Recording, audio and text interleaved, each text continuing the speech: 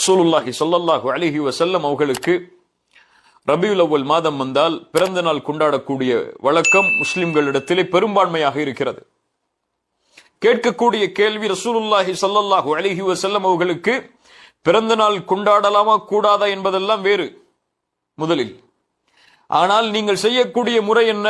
இன்று முஸ்லிம்களிடத்திலே அதிகமாகிவிட்ட ஒரு மோசமான பழக்கம் என்ன? பள்ளிவாசலில் உட்கார்ந்து கொண்டு நீங்கள் பார்த்திருக்கலாம் பல வீடியோக்களில், ரசூலுல்லாஹி ஸல்லல்லாஹு அலைஹி வஸல்லம் அவர்களுக்கு பிறந்த நாள் கொண்டாடுகிறோம் என்று கேக் வைத்து லைட் எல்லாம் வைத்து அதை வெட்டி ஹாப்பி பர்த்டே ரசூலுல்லாஹ் என்று சொல்கிறார்கள். மஆதல்லாஹ் இயாது பில்லாஹ். இது யாருடைய கலாச்சாரம்? யார் இதற்கு அனுமதி அளித்தது? எந்த நபித்தோழர் ரசூலுல்லாஹி ஸல்லல்லாஹு அலைஹி வஸல்லம் உங்களுடைய பிறந்த நாளை கொண்டாடுமாறு கூறினார்? எந்த இமாம்? இமாம் ஷாஃபிஈ, இமாம் அபூ ஹனீஃபா, இமாம் மாலிக், அஹ்மத் பின் ஹம்பல் ரஹிமஹுமுல்லாஹ், இத்தனை இமாம்களில் யார் ரசூலுல்லாஹி ஸல்லல்லாஹு அலைஹி வஸல்லம் அவங்களுடைய பிறந்த நாளை முக்கியத்துவப்படுத்தினார்கள்? ஏன் ரபியுல் அவ்வல் மாதம் ரசூலுல்லாஹி ஸல்லல்லாஹு அலைஹி வஸல்லம் அவங்களுடைய பிறந்த மாதம் மட்டும்தானா? ஒன்று தெரியுமா? ரசூலுல்லாஹி ஸல்லல்லாஹு அலைஹி வஸல்லம் பிறந்த மாதம் எதில் என்று கூட அறிஞர்கள் மத்தியில் பல கருத்து வேறுபாடு உண்டு. ஆனால் ரசூலுல்லாஹி ஸல்லல்லாஹு அலைஹி வஸல்லம் இறந்த மாதம் ரபியுல் அவ்வல் மாதம். ரசூலுல்லாஹி ஸல்லல்லாஹு அலைஹி வஸல்லம் இறந்த மாதம் ரபியுல் அவ்வல் மாதம். ஒருவருடைய பிறப்பை விட இறப்பு சோகமான ஒரு விஷயம் இல்லையா? அதுவும் நபியுடைய இறப்பு, இறக்கப்பட்ட மாதம், கேக் வைத்து ஆடல் பாடல்களோடு ஹூ ஹூ என்று சில தக்பீர் தஸ்பீஹுடைய முழக்கங்களோடு யார் வழிமுறை செய்த செயல் என்று கூட அறியாமல் பல முஸ்லிம்கள் செய்யக்கூடியதை பார்க்கிறோம். கேள்வி ஒன்றுதான், யார் அனுமதித்தது? இது நன்மை என்று நீங்கள் செய்தால் இந்த நன்மை ரசூலுல்லாஹி ஸல்லல்லாஹு அலைஹி வஸல்லம் அவர்களால் அனுமதிக்கப்பட்ட நன்மையா? ஒரு செய்தியை கேளுங்கள்.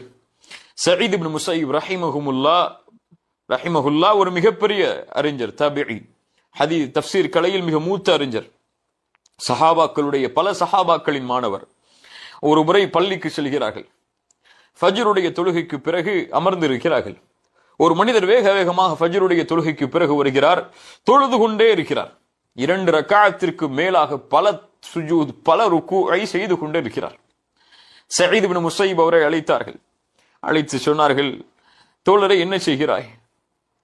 ரசூலுல்லாஹி ஸல்லல்லாஹு அலைஹி வஸல்லம் இப்படி அதிகமாக ஃபஜ்ருடைய தொழுகைக்கு பிறகு தொழுததை நான் பார்த்ததில்லையே, நான் கேள்விப்பட்டதில்லையே, அப்படி ஹதீஸ் இல்லையே. அப்ப அந்த மனிதர் கேட்டார், யாபா முஹம்மத், யுஅzzபனி அல்லாஹு அலா ஸலா, நான் தொழுகிறேன் பள்ளிவாசலில், இந்த தொழுகைக்காக அல்லாஹ் என்னை தண்டிப்பானா? நன்மை தானே செய்றேன், தொழதானே செய்றேன், இதுக்காக அல்லாஹ் என்ன தண்டிப்பானா? சயீத் இப்னு முஸையிப் ரஹிமஹுல்லாஹ் சொன்னார்கள், காலலா, தொழுவதால் எல்லாம் அல்லாஹ் உன்னை தண்டிக்க மாட்டான். தொழுகை எல்லாம் தண்டனைக்குரிய அமல் அல்ல. நீங்கள் செய்யக்கூடிய தஸ்பீஹ் எல்லாம் தண்டனைக்குரிய அமல் அல்ல. வலாக்கின் யுஅذிபுக அலா ஹிலாஃபிஸ் சுன்னஹ், ரசூலுல்லாஹ்வுடைய வழிமுறைக்கு நீங்கள் மாற்றம் செய்வதால் அல்லாஹ் தண்டிப்பான். ரசூலுல்லாஹ் அனுமதிக்காத முறையில் நீங்கள் ஃபஜ்ருக்கு பிறகு இவ்வளவு ரக்அத்துகள் தொழுவதால் அல்லாஹ் தண்டிப்பான். தொழுவதால் தண்டனைகள். ஆனால் ஹிலாஃபுஸ் சுன்னஹ், சுன்னாவிற்கு மாற்றம் செய்வதால், நீங்கள் ரசூலுல்லாவை புகழ்வது தவறல்ல, ஆனால் அது முறை அமைக்கப்பட்ட முறை அல்லாத வேறு முறையில், எந்த நபித்தோழரும் காட்டாத வழிமுறையில் செய்வதுதான் தவறு. ஏராளமான உதாரணங்களை நபித்தோழர்களுடைய வாழ்க்கையிலும் இன்னும் அறிஞர்களுடைய வாழ்க்கையிலும் இதற்கு உதாரணமாக சொல்லலாம். சஹாபாக்களுடைய வாழ்க்கையில் ஒரு நிகழ்வு நடக்கிறது. அந்த நிகழ்வை உங்களுக்கு குறிப்பிட்டால் நான் மேலே சொன்ன அந்த முன்னுரைகள் எல்லாம் உங்களுக்கு தெளிவாக புரிய வரும். அபுல் மூஸா அல் அஷ்அரி ரலியல்லாஹு அன்ஹு கூஃபாவிற்கு ஒரு முறை செல்கிறார்கள்.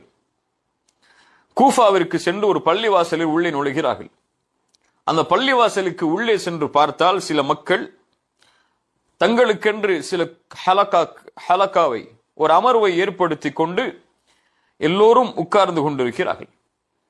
ஒவ்வொரு குழுவிலும், அவங்க உட்கார்ந்து இருக்கக்கூடிய ஒவ்வொரு குழுவிலும் அவர்களுக்கு முன்னால் சில கற்கள் இருக்கிறது. என்ன செய்கிறார்கள்?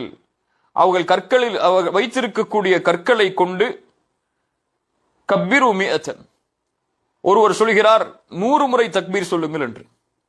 அங்கே இருக்கக்கூடிய எல்லோரும் சொன்னார்கள் ஃபயுகப்பிரூன மிஅத்தன், எல்லோரும் 100 முறை தக்பீர் சொன்னார்கள்.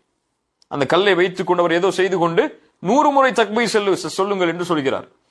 அங்கிருந்து எல்லோரும் சொன்னார்கள் 100 முறை அல்லாஹுவை புகழ்ந்தார்கள். இன்னொரு முறை சொன்னார்கள் 100 முறை அல்லாஹுவை நீங்கள் தஹ்லீல் செய்யுங்கள், அல்லாஹ்வை துதியுங்கள் என்று. 100 முறை எல்லோரும் அல்லாஹ்வை துதிக்க ஆரம்பித்தார்கள். அதற்கு பிறகு தஸ்பீஹ் செய்யுங்கள், சுப்ஹான் அல்லாஹ் என்று சொல்லுங்கள் என்று அவர் அந்த கற்களை உயர்த்தி சொன்னார். அங்கிருந்த எல்லோரும் சுப்ஹான் அல்லாஹ் என்று சொன்னார்கள். ஒருவர் அந்த ஹலக்காவில் உட்கார்ந்து கொண்டு ஒருவர் சுப்ஹான் அல்லாஹ் என்று 100 முறை சொல்கிறார். எல்லோரும் சொல்கிறார்கள். அல்லாஹு அக்பர் என்று ஒருவர் சொல்கிறார். எல்லோரும் சொல்கிறார்கள். அல்ஹம்துலில்லாஹ் என்று சொல்கிறார். எல்லோரும் சொல்கிறார்கள். இது அந்த நபித்தோழருக்கு ஒரு ஆச்சரியத்தை ஏற்படுத்தியது. உடனடியாக கூஃபாவில் இருக்கக்கூடிய நபித்தோழர்களில் மிகுந்த அல்லாஹ்வுடைய தூதரோடு நெருக்கத்தில் இருந்த நபித்தோழர் யார் என்று பார்க்கிறார். யாரை சந்திக்கிறார் என்றால் அப்துல்லா இப்னு மஸ்ஊத் ரலியல்லாஹு அன்ஹு. சுப்ஹானல்லாஹ். அப்துல்லா இப்னு மஸ்ஊதை சந்திக்கிறார். அபுல் மூஸா அல்-அஷ்அரி சந்தித்து சொல்கிறார். அபுல் மூஸா அல்-அஷ்அரி அவர்கள் அப்துல்லா இப்னு மஸ்ஊதை சந்தித்து சொல்கிறார்கள், யா அப்துல்லாஹ், நான் இப்படி ஒரு இடத்திற்கு சென்றேன், ஒரு பள்ளிக்கு சென்றேன். அங்கே சில மக்கள் உட்கார்ந்து கொண்டு கற்களை வைத்துக் கொண்டு 100 முறை தஸ்பீஹ் சொல்கிறார்கள், 100 முறை அல்ஹம்துலில்லாஹ் சொல்கிறார்கள், 100 முறை அல்லாஹ்வை புகழுமாறு சொல்கிறார்கள். எல்லோரும் அதையே பின்பற்றி வருகிறார்கள். அப்துல்லா இப்னு மஸ்ஊத் ரலியல்லாஹு அன்ஹு அபுல் மூஸா அல்-அஷ்அரியை பார்த்து கேட்டார்கள், நீ என்ன சொன்னாய் அவர்களிடத்தில்? நீ என்ன சொன்னாய் அவர்களிடத்தில்? அபுல் மூஸா அல்-அஷ்அரி கண்ணியத்தோடு சொன்னார், மா குல்து லஹும் ஷைஅன், நான் எதையும் சொல்லவில்லை. இன்திதார ரஅயிக், நான் உங்களுடைய கருத்து என்ன இதில் என்பதை தெரிந்து கொண்டுதான் அவர்களை நான் சந்திப்பதாக இருக்கிறேன். அவர்கள் செய்வது சரியா தவறா என்பதை பற்றி எந்த கருத்தும் நான் சொல்லவில்லை.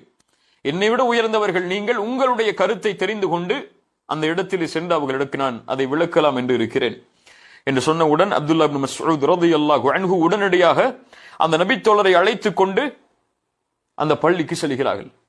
அந்த மக்களை பார்க்கிறார்கள். பார்த்து சொன்னார்கள், வல்லதி நஃப்ஸி பியதிஹி, வல்லதி நஃப்ஸி பியதிஹி, என்னுடைய உயிர் யாரின் கரத்தின் மீது இருக்கிறதோ அவன் மீது சத்தியமிட்டு சொல்கிறேன், நீங்கள் செல்லக்கூடிய இந்த பாதை முஹம்மது ரசூலுல்லாஹ் ஸல்லல்லாஹு அலைஹி வஸல்லம் பயணிக்காத பாதை. என்ன செய்து கொண்டிருக்கிறார்கள்? சுப்ஹானல்லாஹ் 100 முறை சொல்கிறார்கள், அல்ஹம்துலில்லாஹ் 100 முறை சொல்கிறார்கள், அல்லாஹ் அக்பர் 100 முறை சொல்கிறார்கள். ஆனால் சில கற்களை வைத்துக் கொண்டு ரசூலுல்லாஹி ஸல்லல்லாஹு அலைஹி வஸல்லம் இல்லாத ஒரு பாதையில் உங்களை நான் பார்க்கிறேன், அல்லது நீங்கள் வழிகேட்டை திறந்து விடுவதை நான் பார்க்கிறேன் என்று சொன்னார்கள். சுப்ஹானல்லாஹ். அப்போது அங்கே இருந்த மக்கள் சிலர் சொன்னார்கள், வல்லாஹி யா அபா அப்துர் ரஹ்மான் மா அரதனா இல்லா அல் கைர், அபு அப்துர் ரஹ்மானே, நாங்கள் நலவை தவிர எதையும் நாடவில்லை, நாங்கள் செய்வது நன்மைக்காகத்தான், வேற எதற்காகவும் செய்யவில்லை நாங்கள் இதை. அப்போ அப்துல்லா இப்னு மஸ்ஊத் ரலியல்லாஹு அன்ஹு அவர்கள் சொன்னார்கள், வகம் மின் முரீதின் லில் கைரி லம் யுஸீபஹு, எத்தனையோ மக்கள் நலவை நாடுகிறார்கள், ஆனால் அதை அவர்கள் பெற்றுக் கொள்வதில்லை. என்ன சொல்ல வருகிறார்கள்? நீங்கள் நலவு என்று செய்யக்கூடிய இந்த செயலுக்காக அல்லாஹ் நலவை தந்து விட மாட்டான். நீங்கள் செய்யக்கூடிய இந்த செயல் ரசூலுல்லாஹி ஸல்லல்லாஹு அலைஹி வஸல்லம் அனுமதித்த செயலா, அல்லாஹ் அமைத்த அந்த சிராத்துல் முஸ்தகீமுடைய பாதையின் செயலா, அல்லாஹ் அமைத்த இந்த மார்க்கத்துடைய பாதையின் செயலா, அது இருந்தால்தான் அல்லாஹ் கூலி தருவான். நீங்கள் செய்வது நன்மையாக இருந்தாலும் சரி, அது எந்த நன்மையின் செயலை தரக்கூடிய செயலாக இருந்தாலும் சரி, தூதர் செய்யாத ஒன்றை எப்படி செய்வீர்கள்? நீங்கள் தூதர் வழிகாட்டாத ஒன்றை எப்படி வழிகாட்டுவீர்கள்? ஒரு அமல் அல்லாஹ்விடத்தில் அங்கீகரிக்கப்பட வேண்டும் என்றால், நாம் செய்யக்கூடிய தொழுகை, தஸ்பீஹ், துஆ எதுவாக இருக்கலாம், எல்லா அமல்களும் அல்லாஹ்விடத்தில் அங்கீகரிக்கப்பட வேண்டும் என்றால் இரண்டு நிபந்தனை தான். ஒன்று, அது அல்லாஹ்விற்காக செய்யப்பட வேண்டும், அல்லாஹ்வின் முகத்தை நாடி செய்யப்பட வேண்டும், அதில் மாற்று கருத்தில்லை. ஆனால் அது மட்டும் போதாது. அல்லாஹ்விற்காக ஒருவர் எதை வேண்டுமானாலும் செய்துவிட முடியாது. அல்லாஹ்விற்காக இருக்க வேண்டும். அதை அல்லாஹ்வுடைய தூதர் முஹம்மது ரசூலுல்லாஹ் ஸல்லல்லாஹு அலைஹி வஸல்லம் வழிகாட்டி இருக்க வேண்டும். அப்படி அல்லாஹ்வுடைய தூதர் ஸல்லல்லாஹு அலைஹி வஸல்லம் வழிகாட்டினால்தான் அந்த செயல் அல்லாஹ்வுடைய மார்க்கத்தில் அங்கீகரிக்கப்படும். அது இல்லாமல் எத்துணை நலவு என்று ஒருவர் எந்த அமலை செய்தாலும் சரி, அதை அல்லாஹ் ரப்புல் ஆலமீன் அங்கீகரிக்க மாட்டான். சஹாபாக்களுடைய புரிதலை பாருங்கள். நம்மை பொறுத்தவரை தஸ்பீஹ் தானே செய்கிறார், தக்பீர் தானே செய்கிறார், அல்லாஹ்வை புகழத்தானே செய்கிறார்கள் ஒன்றாக உட்கார்ந்து கொண்டு. ஆனால் நபி தோழர்கள் பார்த்தது, நீங்கள் அல்லாஹ்வை இந்த முறையில் புகழ்வதற்கு ரசூலுல்லாஹ் அனுமதித்தார்களா? அல்லாஹ்வை இந்த முறையில் தஸ்பீஹ் செய்வதற்கு கற்களை கொண்டு அல்லாஹ்வுடைய தூதர் அனுமதித்தார்களா? அனுமதிக்காத ஒரு செயலை நீங்கள் செய்து கொண்டிருக்கிறீர்கள், வழிகேட்டின் வாசலை திறப்பதை பார்க்கிறேன் என்று அப்துல்லா இப்னு மஸ்ஊத் ரலியல்லாஹு அன்ஹு அவர்களை பார்த்து சொன்னார்கள். அவர்கள் சொன்னார்கள் நாங்கள் நலவைத்தானே செய்கிறோம் என்று. இன்று குர்ஆன் சுன்னாவுக்கு மாற்றமான பல செயல்களை செய்யக்கூடியவர்களுடைய வாயிலிருந்து வரக்கூடிய வார்த்தையும் இதுதான். அவர்கள் சொல்கிறார்கள் எல்லோரும் நாங்கள் நன்மையைத்தானே செய்கிறோம். கேட்கக்கூடிய கேள்வி, ரசூலுல்லாஹி ஸல்லல்லாஹு அலைஹி வஸல்லம் அவர்களுக்கு பிறந்த நாள் கொண்டாடலாமா கூடாதா என்பதெல்லாம் வேறு முதலில். ஆனால் நீங்கள் செய்யக்கூடிய முறை என்ன? இன்று முஸ்லிம்களிடத்திலே அதிகமாகிவிட்ட ஒரு மோசமான பழக்கம் என்ன? பள்ளிவாசலில் உட்கார்ந்து கொண்டு நீங்கள் பார்த்திருக்கலாம் பல வீடியோக்களில், ரசூலுல்லாஹி ஸல்லல்லாஹு அலைஹி வஸல்லம் அவர்களுக்கு பிறந்த நாள் கொண்டாடுகிறோம் என்று கேக் வைத்து லைட் எல்லாம் வைத்து அதை வெட்டி ஹாப்பி பர்த்டே ரசூலுல்லாஹ் என்று சொல்கிறார்கள். மஆதல்லாஹ் இயாது பில்லாஹ். இது யாருடைய கலாச்சாரம்? இப்னு மஸ்ஊத் ரலியல்லாஹு அன்ஹுமா அவர்கள் அந்த சமூகத்தை பார்த்து அவர்களிடத்திலே இந்த செய்தியை கூறிவிட்டு கிளம்பி சொல்லும் பொழுது சொன்னார்கள், ரசூலுல்லாஹி ஸல்லல்லாஹு அலைஹி வஸல்லம் என்னிடத்திலே சொல்லி இருக்கிறார்கள், ஒரு கூட்டம் யக்ரஊனல் குர்ஆன், நன்றாக கேளுங்க இந்த ஹதீஸை, குர்ஆனை ஓதுவார்கள், லா யுஜாவிசு தராகியஹும், அது அவர்களுடைய தொண்டைக்கு கீழே இறங்காது. குர்ஆனை ஓதுவார்கள், அது அவர்களுடைய தொண்டைக்கு கீழே இறங்காது. வைமுல்லாஹ் மா அத்ரி லஅல்ல அக்ஸருஹும் மின்கும், நான் அறிகிறேன் அதில் பெரும்பான்மையான மக்களாக நீங்கள் இருப்பீர்கள் என்று. யாரை பார்த்து சொன்னார்கள்? அல்லாஹ்வை 100 முறை புகழ்கிறார்கள், 100 முறை தஸ்பீஹ் செய்கிறார்கள், 100 முறை தக்பீர் செய்கிறார்கள். கற்களை கொண்டு அவர்களை பார்த்து சொன்னார்கள், நீங்கள் செய்யாத இந்த செயல் ரசூலுல்லாஹி செய்கின்ற இந்த செயல் ரசூலுல்லாஹி அனுமதித்ததல்ல. ரசூலுல்லாஹ் ஒரு கூட்டத்தை பற்றி சொன்னார்கள், அவர்கள் குர்ஆனை ஓதுவார்கள், அவர்களுடைய தொண்டைக்கு கீழே அது இறங்காது என்று. அந்த கூட்டமாகத்தான் உங்களை நான் பார்க்கிறேன் என்று கூறி திரும்பி சென்றார்கள். அம்ர் இப்னு சலமா அவர்கள் சொல்கிறார்கள், இந்த கூஃபாவில் உட்கார்ந்து கொண்டு அப்துல்லா இப்னு மஸ்ஊத் ரலியல்லாஹு அன்ஹுமா பேசிய இந்த கூட்டம் தான் நஹ்ரவான் என்ற இடத்தில் அலி இப்னு அபி தாலிப் அவர்களுக்கு எதிராக போராடினார்கள். ஹவாரிஜிகள், இஸ்லாமிய மார்க்கத்தில் ஏற்பட்ட முதல் கொள்கை குழப்பத்துடைய ஒரு கூட்டம் ஹவாரிஜிகள். அலி இப்னு அபி தாலிபை காஃபிராக்கி அவர்களோடு போர் செய்தார்கள். அவர்கள்தான் இந்த பள்ளிவாசலில் உட்கார்ந்து கொண்டு இப்னு மஸ்ஊத் இடத்திலே பேசியவர்கள். அல்லாஹ் ரப்புல் ஆலமீன் எமக்கு தெளிவை தருவானாக. கண்ணியத்துக்குரியவர்களே, ரசூலுல்லாஹி ஸல்லல்லாஹு அலைஹி வஸல்லம் தங்கள் வாழ்வில் எப்போதெல்லாம் அல்லாஹ்வுடைய மார்க்கத்தை எடுத்து சொல்வதற்காக ஹுத்பாவுடைய மேடையில் ஏறுவார்களோ அப்போதெல்லாம் அவர்கள் தங்களுடைய சத்தங்களை உயர்த்தி சொல்லுவார்கள், அம்மா பஅத் ஃபஇன்ன கைரல் ஹதீஸ் கிதாபுல்லாஹ், வார்த்தையில் புத்தகத்தில் சிறந்தது அல்லாஹ்வுடைய புத்தகமாகும். வ கைருல் ஹுதா ஹுதா முஹம்மதின் ஸல்லல்லாஹு அலைஹி வஸல்லம், நேர்வழியில் சிறந்தது ரசூலுல்லாஹி ஸல்லல்லாஹு அலைஹி வஸல்லம் அவர்கள் அமைத்து தந்த நேர்வழியாகும். வ ஷர்ருல் உமூரி முஹ்தஸாத்துஹா, காரியங்களில் மிக கெட்டது புதுமைகளாகும். வ குல்லு பித்அத்தின் ضلاலஹ், அல்லாஹ்வுடைய மார்க்கத்தில் ஏற்படுகின்ற ஒவ்வொரு பித்அத்தும் ஒவ்வொரு புதுமைகளும் வழிகேடுதான். வ குல்லு ضلالத்தின் ஃபின்னார், எல்லா வழிகேடுகளும் நரகத்தை நோக்கிதான் அழைத்து செல்லும். ரசூலுல்லாஹ் ஸல்லல்லாஹு அலைஹி வஸல்லம் அவர்கள் ஒரு முறை சஹாபாக்களுக்கு அறிவுரை செய்யும் பொழுது சொன்னார்கள், ஃபஇன்னஹு மை யஇஷ் மின்கும் யரா பஅதி இக்திலாஃபன் கஸீரா, எனக்கு பிறகு வாழக்கூடிய மக்கள் அதிகமான கருத்து வேற்றுமைகளை பார்ப்பீர்கள். அல்லாஹ்வுடைய தீனில் ஏராளமான கருத்து வேற்றுமைகளை பார்ப்பீர்கள். இன்னும் ரசூலுல்லாஹ் ஸல்லல்லாஹு அலைஹி வஸல்லம் சொன்னார்கள், சயகூனு ஃபி ஆகிரி உம்மத்தி உனாசுன் யுஹத்திஸூனகும் மா லம் தஸ்மஉ அன்தும் வலா ஆபாவுக்கும் ஃபஇய்யாக்கும் வஇய்யாஹும். அல்லாஹு அக்பர். எச்சரிக்கையை கேளுங்கள். கடைசி சமூகத்தில் ஒரு மக்கள் தோன்றுவார்கள் என்னுடைய சமூகத்தில் இருந்து. இறுதி மறுமை ஏற்படுவதற்கு முன்னால் ஒரு சமூகம் என்னுடைய உம்மத்திலிருந்து தோன்றும். அவர்கள் செய்திகளை அறிவிப்பார்கள். அதை நீங்களோ உங்களுடைய முன்னோர்களோ கேள்விப்பட்டே இருக்க மாட்டீர்கள். ஆனால் அவர்கள் தீன் என்று சொல்லுவார்கள். அதை ரசூலுல்லாஹ் சொன்னார்கள், ஃபஇய்யாக்கும், அவர்களை குறித்து நான் உங்களுக்கு எச்சரிக்கை செய்கிறேன். வஇய்யாஹும், நீங்களும் அவர்களை விட்டு தூரமாக இருந்து கொள்ளுங்கள்.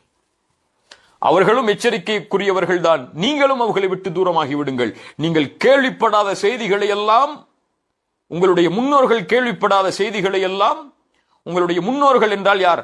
நபித்தோழர்கள், அவர்களை பின்பற்றியவர்கள், அந்த இமாம்கள், அந்த அறிஞர்கள் செய்யாத காரியங்களை எல்லாம் அவர்கள் மார்க்கமாக செய்வார்கள். ரசூலுல்லாஹ் ஸல்லல்லாஹு அலைஹி வஸல்லம் அப்போதுதான் சொன்னார்கள், அதிகமான கருத்து வேற்றுமைகளை பார்ப்பீர்கள். அந்த கருத்து வேற்றுமைகள் வரும்போது நீங்கள் நேரான பாதையில் பயணிக்க வேண்டும் என்றால் நீங்கள் செய்ய வேண்டியது ஒன்றுதான், ஃபஅலைக்கும் பிசுன்னதி, நீங்கள் என்னுடைய வழிமுறையில் நிலைத்திருங்கள். நான் அந்த செயலை அனுமதித்திருக்கிறேனா என்று பாருங்கள், என் சுன்னாவில் அதனுடைய வழிகாட்டல் இருக்கிறதா என்று பாருங்கள். அதற்கு பிறகு சொன்னார்கள், வசுன்னத்துல் குலஃபாஇர் ராஷிதீனல் மஹ்தியின், நேர்வழி பெற்ற எனக்கு பிறகு வரக்கூடிய ஹலீஃபாக்களாகிய அந்த நபித்தோழர்களுடைய வழிமுறையில் அது இருக்கிறதா என்று பாருங்கள். இதுதான் சிராத்துல் முஸ்தகீமுடைய பாதையை, அந்த பாதையில் நாம் இருக்கிறோமா இல்லையா என்பதற்கு எடை போடக்கூடிய அளவுகோல். என்ன அளவுகோல்?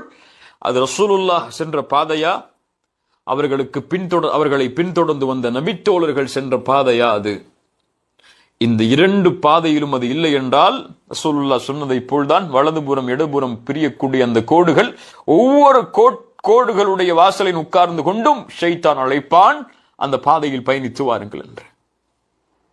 நபித்தோழர்கள் பார்த்த அளவுகோல் அது. ஹவாரிஜிகள் அலி இப்னு அபி தாலிபை காஃபிர் என்று கூறி ஒரு இடத்திலே ஒதுங்கி இருக்கிறார்கள். இப்னு அப்பாஸ் ரலியல்லாஹு அன்ஹுமா அவர்கள் சென்று அவர்களிடத்திலே பேசப் போகிறார்கள். அப்போது அப்துல்லா இப்னு அப்பாஸ் அவர்களிடத்திலே பேசுகிறார்கள், நான் ஹலீஃபா அலி இப்னு அபி தாலிபுடைய அனுமதியோடு உங்களிடத்திலே வந்திருக்கிறேன். உங்களை விட சிறந்த முஹாஜிர்கள் அன்சாரிகளுடைய நபித்தோழர்களுடைய குழுவிலிருந்து நான் வந்திருக்கிறேன். அவர்கள் மேல்தான், அவர்கள் இருக்கக்கூடிய சூழ்நிலையில் தான் அல்லாஹ்வுடைய வஹி இறங்கியது. உங்களை விட வஹியை அவர்கள் புரியக்கூடியவர்கள். அந்த நபித்தோழர்களுடைய கூட்டத்திலிருந்து நான் வந்திருக்கிறேன். நீங்கள் ஹவாரிஜ்கள் ஒரு புதிய கருத்தை முன்வைக்கிறீர்கள், அலி இப்னு அபி தாலிபை காஃபிராக்குவதற்கு, நபித்தோழர்களில் சிலரை காஃபிராக்குவதற்கு. ஆனால் இந்த கூட்டத்தில் 7000 மக்கள் அங்கே இருக்கிறார்கள், அலி இப்னு அபி தாலிபை காஃபிர் என்று கூறி. அந்த ஹவாரிஜ்கள் அவர்களிடத்தில் கேட்கிறார்கள், உங்களுடைய கூட்டத்தில் ஒருவர் கூட நபித்தோழர் இல்லையே, ரசூலுல்லாஹ்வை ஈமான் கொண்ட தோழர் ஒருவர் கூட உங்களிடத்திலே இல்லையே, அப்படி என்றால் எப்படி நீங்கள் இருப்பதை சத்தியம் என்று சொல்வீர்கள்? சஹாபாக்கள் ஒரு கொள்கையை முடிவெடுப்பதற்கு வைத்த பாதை எம்முடைய ரசூலுல்லாஹி ஸல்லல்லாஹு அலைஹி வஸல்லம் அனுமதித்த பாதையா, நபித்தோழர்கள் அதில் பயணித்த பாதையா என்றுதான். கண்ணியத்துக்குரியவர்களே, وَكَذَلِكَ جَعَلْنَاكُمْ أُمَّةً وَسَطًا, இது நடுநிலையான சமூகம். இந்த சமூகம் குர்ஆன் ஒன்றை சொன்னால் செய்யும், சுன்னா ஒன்றை சொன்னால் செய்யும். குர்ஆன் ஒன்றை தடுத்தால் செய்யாது, சுன்னா ஒன்றை தடுத்தால் செய்யாது. அந்த குர்ஆன் சுன்னாவில் வழிகாட்டப்படாத எந்த ஒரு செயலும் நன்மையாக இருக்காது. அது நன்மையாக கருதி ஒருபோதும் இந்த சமூகம் செய்யாது. உம்மத்தன் வஸத்தா, இது நடுநிலையான சமூகம். ரசூலுல்லாஹி ஸல்லல்லாஹு அலைஹி வஸல்லம் சொன்னார்கள், தரக்துக்கும் அலல் பைதா லைலுஹா கனஹாரிஹா, உங்களை வெளிச்சமாக இருக்கக்கூடிய ஒரு பாதையில் விட்டு செல்கிறேன். குர்ஆன் சுன்னாவில் அதனுடைய இரவும் பகலை போன்றுதான். அதில் எதுவும் மூடல் கிடையாது, எதுவும் மறைக்கப்பட்டது கிடையாது, எல்லாம் முழுமையாக்கப்பட்டது. அல் யௌம அக்மல்து லக்கும் தீனக்கும் வ அத்மம்து அலைக்கும் நிஅமதி வ ரதீது லக்குமுல் இஸ்லாம் தீனா, அப்படிப்பட்ட மார்க்கத்தில் உங்களை நான் விட்டு செல்கிறேன் என்று ரசூலுல்லாஹ் ஸல்லல்லாஹு அலைஹி வஸல்லம் அவர்கள் சொன்னார்கள். அல்லாஹ்வுடைய தூதர் ஸல்லல்லாஹு அலைஹி வஸல்லம் சொன்னார்கள், லா தஸாலு தாயிஃபத்தும் மின் உம்மதி ظاهرين على الحق, என்னுடைய சமூகத்தில் ஒரு கூட்டம் கடைசி வரை, மறுமை ஏற்படும் வரை சத்தியத்தில் நிலைத்திருக்கும். அல்லாஹ் அந்த கூட்டத்தில் எம்மை ஆக்கட்டும்.